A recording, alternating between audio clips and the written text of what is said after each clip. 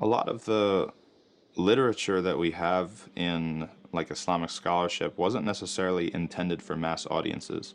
Just like if you have like an academic journal, then there's been a conversation that's been going on for a long time, and people who participate or contribute to those sorts of journals, they're responding to things that have specifically already been talked about. So people need to be really careful when I mean, a lot of people, they feel zeal, and that's a really good thing, and they want to educate themselves and get more familiar with Islamic scholarship, but then they might throw themselves into hadith books or to other, you know, works in Islamic scholarship without the proper training and the proper context. And actually, it can backfire a lot of times. Sometimes you're going to run into things that are completely decontextualized, especially with hadith books.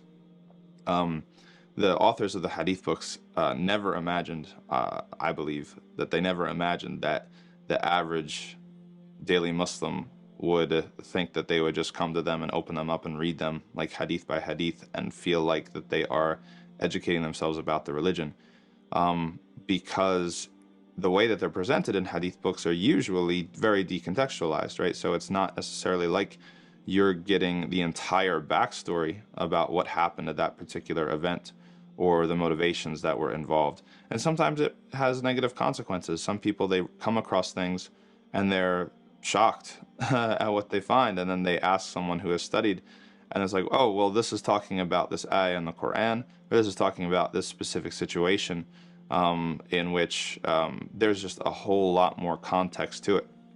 And then people can kind of, step back and like, oh, wow, well, I didn't know that, and that wasn't what I found in the book. I said, well, yeah, well, the book was meant to be almost like a quick reference for people who are kind of already in the know, and this conversation that's already been going on.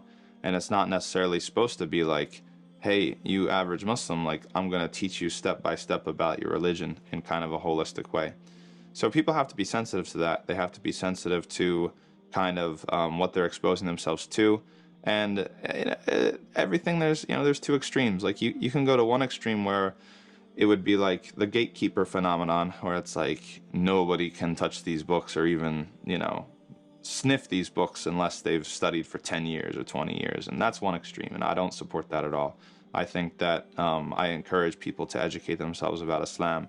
We're not the Catholic Church or the Orthodox Church. There's not like an ecclesiastical body that's, preventing you from educating yourself about the religion, but there's another extreme too. There's another extreme that just imagines that every single individual with absolutely no training can just get in there and start making sense of some of these works and some of these books and some of these sorts of conversations that have been going on. It would be like you walking into a hospital and just like stepping into the operating room and picking up the scalpel. So you don't know what you're doing with that thing. You need to have training. You need to understand what's the scalpel good for. When do you not use the scalpel? When do you use it? And what are the things that you can use it for that will have positive results, and what are the things that are going to have negative results? So there's a happy medium in between those two things. And in reality, Islam is also a faith that balances between individualism and collectivism, right? We're not extremely collectivist to the point where we squash out all individual rights, and we're not so individualistic that we have no sensitivity to communal and collective rights. And so sometimes people have an overly individualistic mindset when they come to educating themselves about Islam. They think that they're just going to do it all themselves. And really, it's meant to have a relationship. Yeah, you have to have relationships with other people in order to learn, in order to check yourself against misinterpretation, in order to check yourself against like a conflict of interest or sort of ulterior motives that you might have. And at the end of the day, you need somebody who's going to be able to contextualize things for you and make them available to you in a way that you're going to be able to understand them and actually incorporate them into your life.